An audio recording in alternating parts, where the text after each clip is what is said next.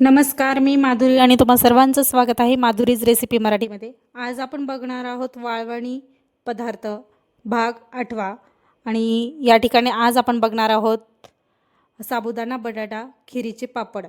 या ठिकाणी बघू शकता किती पांढरे शुभ्र आणि एकदम दुप्पट तिप्पट फुलणारे हे खिरीचे पापड बनवण्याची अगदी सोपी पद्धत।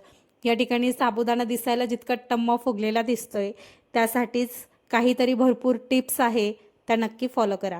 या ठिकाणी व्हिडिओ शेवटपर्यंत नक्की बघा आणि तुम्हाला दाखवतेच मी ते हातामध्ये घेऊन की साबुदाणा किती छान फुललाय आणि बटाटा सुद्धा किती पांढरा शुभ्र दिसतोय। एकदम पांढरी शुभ्र अशी खिरीचे पापड्या एकदम मस्त आणि दिवसभर कडकडीत उन्हामध्ये वाळत घातल्या तर खूप पटकन वाळल्या जातात।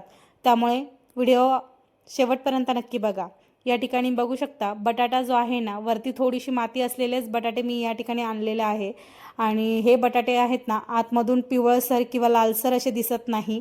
हे जे आहे ना डायरेक्टली एकदम पांढरे शुभ्र दिसतात आणि बटाटा जेव्हा आपण वरचं साल काढतो ते लगेच आतमध्ये पाणी ठेवायचं किंवा एखाद्या बाउलमध्ये पाणी घ्यायचं आणि त्यामध्ये ठेवायचे। बटाटा असा सुक्का वरती ठेवायचा नाही कारण तो लाल पडू शकतो, कारण बटाट्यामध्ये स्टार्चचं प्रमाण जास्त असतं। त्यामुळे काय होतं बटाटा पटकन लाल होतो आणि बटाटा बघतानाच व्यवस्थित जर घेतला तर आतून सुद्धा तो पूर्ण पांढरा शुभ्र असतो। तुम्हाला साल काढतानाच दिसतोय की एकदम पांढरा शुभ्र बटाटा या ठिकाणी मी मार्केटमधून आणलेला आहे। या ठिकाणी बटाटे व्यवस्थित पाण्यामध्ये ठेवून घेतलेले आहे आणि साधारणतः 1 किलोचे मी साबुदाणा रात्रीच भिजत घातलेला होता। साबुदाणा पूर्ण पाण्यामध्ये डीप होतोय एवढ्या प्रमाणात पाणी टाकायचं। याआधीही साबुदाणा कसा भिजत घालायचा हे मी व्हिडिओमध्ये सांगितलेलं आहे आणि या ठिकाणी तुम्ही बघू शकता साबुदाणा रात्रभर भिजून घेतलेला होता। ही प्रोसेस जी आहे ना दुसऱ्या दिवशी सकाळची आहे।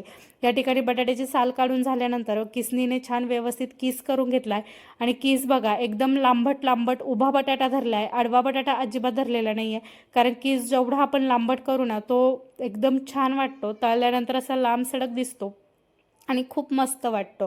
या ठिकाणी तुम्ही बघू शकता असं व्यवस्थित उभा बटाटा धरायचा आणि व्यवस्थित किसून घ्यायचा। किसून झाल्यानंतर साधारणतः 1 तास पाण्यामध्ये स्वच्छ 2 ते 3 पाण्यामध्ये स्वच्छ धुवून घेतलेलं आहे। पाणी बघू शकता किती नितळ आणि छान दिसतंय। या ठिकाणी 1 तास व्यवस्थित मी पाण्यामध्ये डिप करून ठेवला। त्यानंतर मी पातेलं घेतलेलं आहे, त्यामध्ये पाणी टाकलेलं आहे। 1 किलो साबुदाणा या ठिकाणी मी भिजत घातलेला होता, त्यासाठी मी अर्धा किलो बटाटे या ठिकाणी यूज करणार आहे। अर्धा किलोला थोडासा एखादा 2 बटाटा एक्स्ट्रा घेतला तरी चालेल। या ठिकाणी खिरीचे पापड करतोय त्यामुळे बटाट्याचं आणि साबुदाण्याचं प्रमाण जरा व्यवस्थित असेल तर दोन्ही खायला एकदम छान लागतात आणि टेस्ट एकदम मस्त येते। साबुदाणा जो आहे ना यासाठी थोडासा जास्तीचा लागतो, कारण साबुदाण्याचे पापड्या जेव्हा साबुदाणा फुलतो तळताना तेव्हा खूप छान लागतो। यामध्ये जे आहे ना लाल हिरव्या मिरच्या माझ्याकडे वाळलेल्या होत्या त्याच मी मिक्सरला फिरवून घेतल्या। तुम्ही चिली फ्लेक्स असेल तर तेही टाकलं तरी चालेल। ते टाकून घेतल्यानंतर मी अजिबात तेलाचा वापर केलेला नाहीये, त्यामुळे काय होतं वास येतो आणि वर्षभर आपल्याला हे खायचं असतं, त्यामुळे तेलाचा वापर अजिबात करू नका। या ठिकाणी तुम्ही बघू शकता पाणी टाकून झालं, लाल तिखट टाकून झालं, चवीप्रमाणे मीठ टाकून घेतलं आणि हलकंसं गरम होऊ देऊया। थोडंसं गरम म्हणजे साधारणतः उकळी फुटायच्या आधी 1-2 मिनटं या ठिकाणी साबुदाणा आपण आता त्यामध्ये टाकून घेऊ। तुम्ही बघू शकता रात्रभर साबुदाणा जो आहे ना छान मस्त 2 ते 3 पाण्याने स्वच्छ धुवून घेतला आणि तो सुद्धा एकदम पांढरा शुभ्र दिसतोय बघू शकता तुम्ही आणि मस्त रात्रभर भिजून घेतलेला आहे। या ठिकाणी साबुदाणा जो आहे ना परफेक्ट भिजलेला पाहिजे आणि आपण आता जेव्हा खीर बनवतोय तेव्हा काय काय प्रोसेस या ठिकाणी बघायची आहे किंवा काय प्रोसेस करायची हे मी व्हिडिओमध्ये नक्की सांगते, तुम्ही व्हिडिओ शेवटपर्यंत नक्की बघा। या ठिकाणी तुम्ही बघा साबुदाणा टाकून झाल्यानंतर वरतून जो आहे ना बटाट्याचा किस पण आपण लगेचच टाकून घेणार आहोत। आधी व्यवस्थित मिक्स करून घेऊया। आता साबुदाणा जितका पांढरा दिसतोय तोच साबुदाणा पूर्ण ट्रान्सपरंट होईपर्यंत आपल्याला शिजवून घ्यायचा आहे।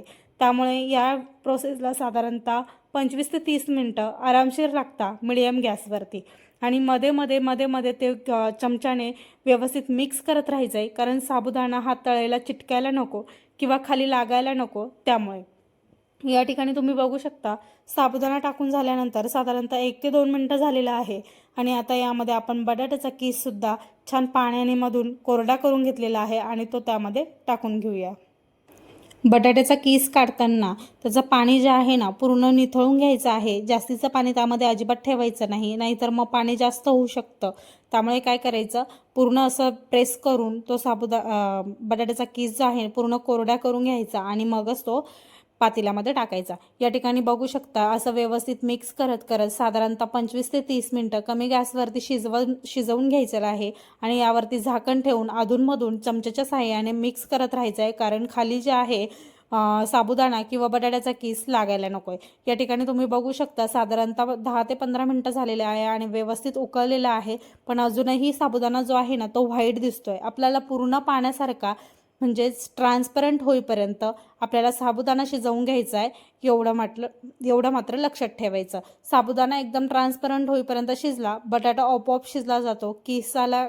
बटाट्याच्या किसला जास्तीचा वेळ लागत नाही, त्यामुळे आणि घट्टपणा जो आहे ना आपोआप यायला लागतो. या ठिकाणी तुम्ही बघू शकता 20 ते 25 मिनटं झालेले आहे. एखादा अर्धाच साबुदाणा राहिलेला आहे आणि बाकीचा साबुदाणा पूर्ण हा ट्रान्सपरंट झालेला आहे आणि घट्टपणा सुद्धा बघू शकता तुम्ही एकदम व्यवस्थित झालेला आहे. साधारणतः अजून 5-1 मिनटं व्यवस्थित शिजून घेतल्यानंतर तुम्ही बघू शकता पूर्ण ट्रान्सपरंट होईपर्यंत मी शिजवून घेतलेला आहे आणि गॅस बंद केलेला आहे. आता गच्चीवरती व्यवस्थित कागद टाकायचा. कागदावरती या ठिकाणी पळीचा वापर करायचा आहे. घरातली जी आपली भाजीची पळी असते त्याच्या सहाय्याने असे पळी पापड टाकून घ्यायचे. तुम्ही बघू शकता कागदावरती एकदम ट्रान्सपरंट होईपर्यंत दिसते बॅटर. ह्या पद्धतीमध्ये आपल्याला बॅटर जे आहे ना पूर्ण शिजवून घ्यायचं आहे आणि अशा पद्धतीने हळूहळू थोडं बॅटर टाकून व्यवस्थित वरतून प्रेस करून खूप जास्तीचं पातळ करायचं नाही आणि खूप जास्तीचं जाडही ठेवायचं नाही. अशा पद्धतीने पळी पापड जे आहे ना ते टाकून घ्यायचे आहे. या ठिकाणी तुम्ही बघू शकता टाकायला जास्तीचा वेळ पण लागत नाही, खूप पटकन ही प्रोसेस होते आणि साधारणतः 15 ते 20 मिनिटात तुम्ही पातेलभर जरी असेल किंवा एकट्या जरी असेल तरी पटकन टाकू शकता. याला 2 ते 3 माणसांची गरजसुद्धा पडत नाही आणि खूप पटापट ही प्रोसेस होते. आता वाळून झाल्यानंतर आणि तळून झाल्यानंतर बघा किती फुलले आहेत, एकदम छान दिसत आहे आणि एकदम पांढरे शुभ्र या ठिकाणी आपले पळी पापड झालेले आहे. व्हिडिओ आवडला असेल तर लाईक करा, कमेंट करा आणि सबस्क्राईब करा. बटाटा निवडताना नक्की चांगला निवडा, त्यामुळे सर्व उन्हाळी वाळवणाचे पदार्थ एकदम छान होतील. व्हिडिओ आवडला असेल तर शेअर करायला विसरू नका.